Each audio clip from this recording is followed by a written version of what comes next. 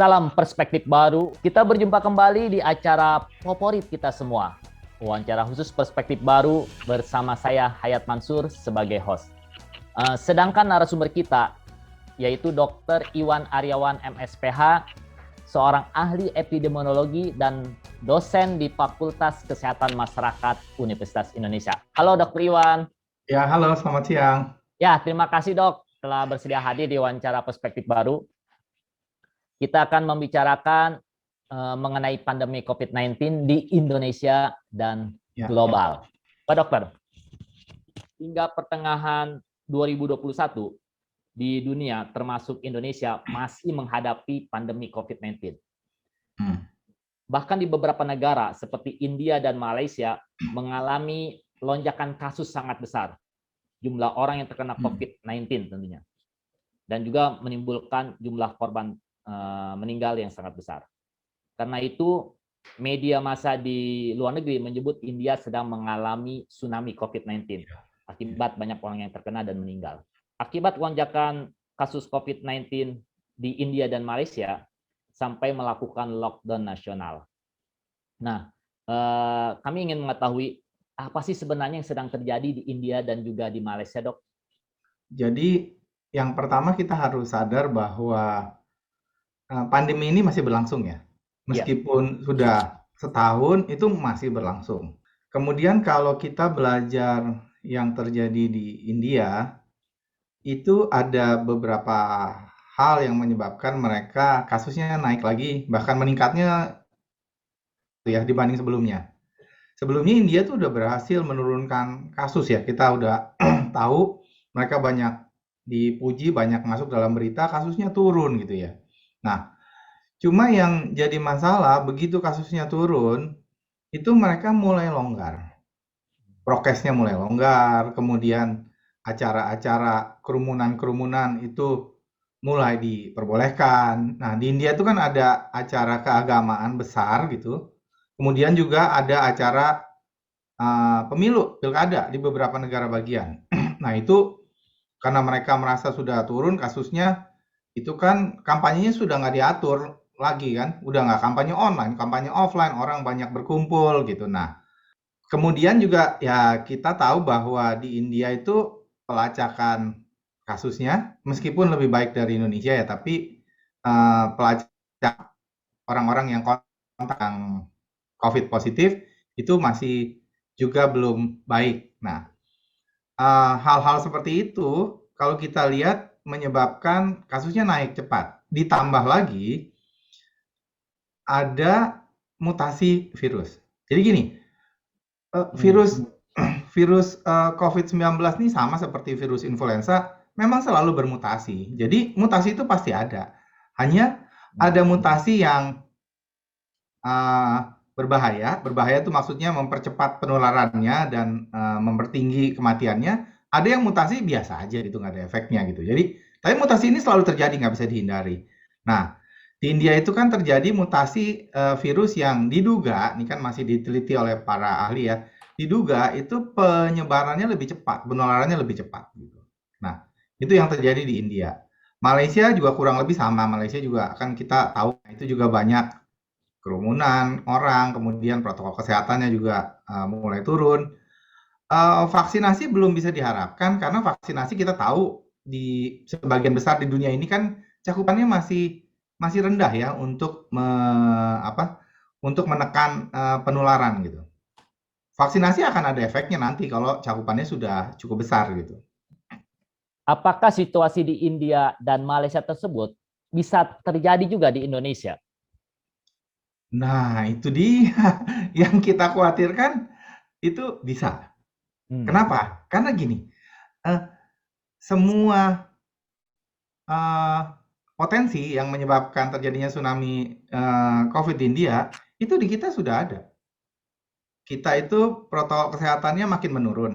Para volunteer ya yang dikoordinasi oleh UNICEF itu mereka lapor setiap hari bagaimana di tempat-tempat umum ketaatan terhadap protokol kesehatan itu udah semakin turun. Ya. Terus kemudian kalau kita juga lihat di berita-berita atau kita sendiri ke tempat-tempat umum, meskipun kita nggak menghitung gitu, tapi kan kita tahu bahwa makin sedikit orang yang taat protokol kesehatan. Nah, Kemudian kita kemarin ada hari raya dan ada liburan kan di Idul Fitri. Nah, itu juga kan terjadi pergerakan orang yang masif ya. Meskipun mudik sudah dicoba dilarang, tapi ternyata mudiknya maju ya. Jadi kalau kita lihat betul tanggal 6 Mei itu pas dilarang mudik, turun yang mudik. Tapi kalau kita lihat mudiknya sudah dimulai tanggal 24 sebelumnya ya. Hmm. Ya, Ya. mudik tuh kalau kita lihat. Jadi mudiknya dimajukan. Nah, nah kemudian juga kita lihat bahwa terjadi banyak kerumunan di tempat-tempat wisata gitu ya. Kemudian virus yang bermutasi yang diduga penularannya lebih cepat, itu semua udah ada di Indonesia. Maksudnya yang varian yang mutasi dari Inggris, yang mutasi dari India, mutasi dari Afrika Selatan, itu semua udah ada di Indonesia gitu kan. Nah, ditambah lagi kita sistem pelacakan kontak kita juga masih belum bagus ya. Terakhir kan rata-rata dari satu kasus COVID baru dilacak 4 orang, padahal target Kementerian Kesehatan sendiri itu mestinya dari kalau ada satu kasus COVID, itu mestinya ada minimal 15 orang yang dilacak gitu. Ya. Nah, kontak erat ya, kontak yang dekat nih. Maksudnya kita bukan bicara kalau dia naik kendaraan umum terus ya kita nggak mungkin cari siapa aja yang sekitarnya. Tapi yang erat lah, yang agaknya yang teman itu belum dengan baik. Jadi potensinya ada di Indonesia. Ya kita tidak harapkan terjadi ya. Pak Dr. Iwan telah menjelaskan secara rinci bahwa situasi tsunami COVID di India dan juga melonjaknya kasus COVID di Malaysia bisa saja kemungkinannya terjadi di Indonesia. Nah, gitu. Tadi udah jelaskan. Nah, kita mau tahu, Dok, bagaimana kondisi pandemi COVID-19 di Indonesia saat ini, Dok? Jadi kalau kita lihat kondisinya di Indonesia, kasusnya mulai naik. Ya, kasusnya kalau kita lihat itu kan laporan terbuka ya, kita bisa selalu lihat di COVID Go ID ya. Itu kasusnya sudah mulai naik sejak libur Idul Fitri kemarin. Nah, kemudian memang ada beberapa orang yang berkomentar, oh naiknya sedikit. Jangan seneng dulu gitu kan. Kalau kita lihat dari pengalaman liburan Natal Tahun Baru, itu kenaikan terjadi dalam waktu 1 bulan. Jadi puncaknya itu 1 bulan sejak akhir liburan. Jadi sekarang ini kita belum bisa mengatakan bahwa oh naiknya nggak tinggi, belum bisa. Ini akan naik terus ya, akan naik terus Juni. Ya, kita harapkan sih naiknya tidak setinggi waktu bulan Januari akibat libur Natal dan Tahun Baru. Nah, itu sih yang saat ini yang saya amati yang terjadi di Indonesia gitu. Nah, kondisi yang terjadi di Indonesia ini kasusnya mulai naik. Apakah ini sudah bisa dikatakan menjadi alarm untuk kita bersiap siaga menghadapi tsunami COVID-19? Betul, itu udah alarm. Jadi sebetulnya dari pihak pemerintah, Kementerian Kesehatan gitu sudah tahu sih tentang masalah ini. Jadi dari segi rumah sakit itu mereka sudah mempersiapkan ya. Jadi mereka udah ini lebih baik persiapannya daripada yang waktu Januari dulu. Mereka sudah siap untuk tempat tidur di rumah sakit, kemudian kalau perlu perawatan, oksigen dan segala macam.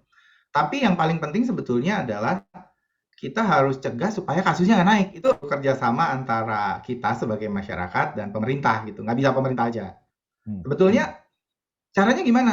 Kita sudah tahu kok, ya kita udah setahun pandemi kita udah tahu caranya yang bisa kita lakukan sebagai masyarakat ya.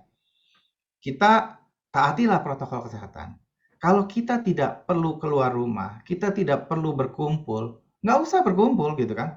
Ya, artinya sekarang ini bukan zamannya kita mau ngopi-ngopi sama teman ngobrolnya lewat online aja lah gitu kan. Tapi kalau kita terpaksa keluar karena ada pekerjaan yang memaksa kita harus keluar, ya kita taati protokol kesehatan dengan benar. Nah, itu kita sebagai anggota masyarakat kita bisa lakukan itu kan.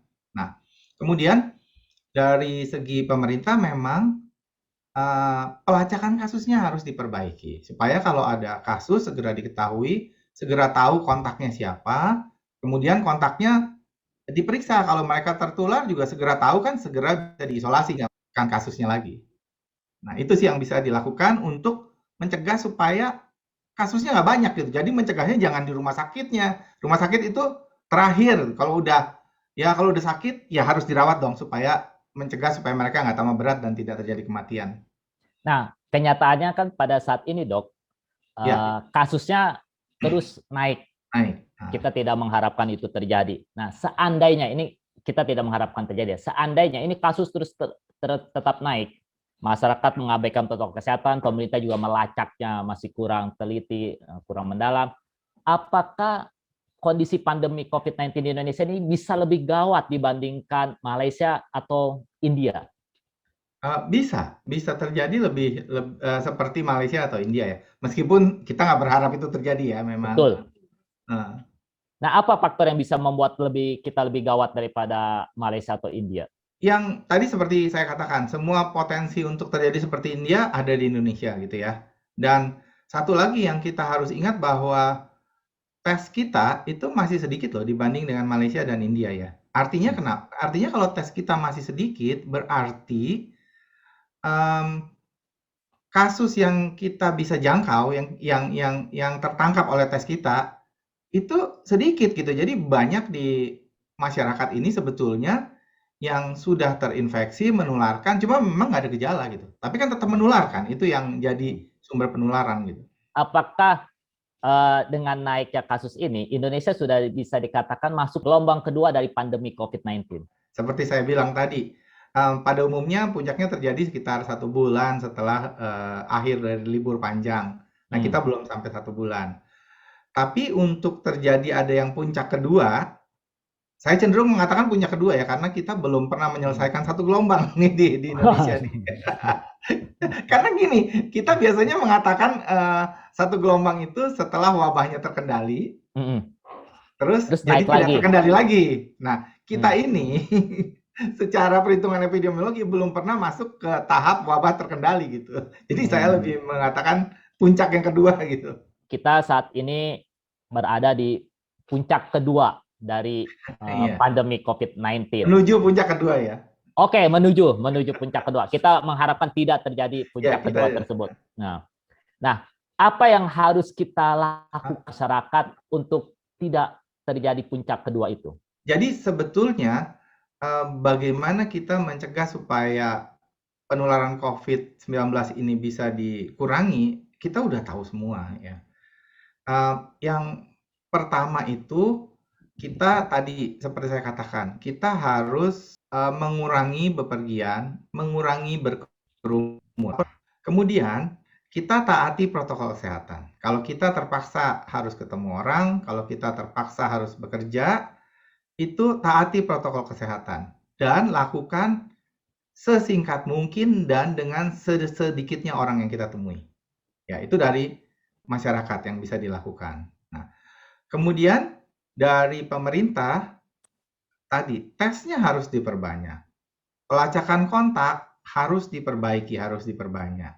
Nah, kemudian program vaksinasi juga harus dipercepat, harus dilaksanakan dengan lebih terstruktur ya, lebih terencana dengan baik.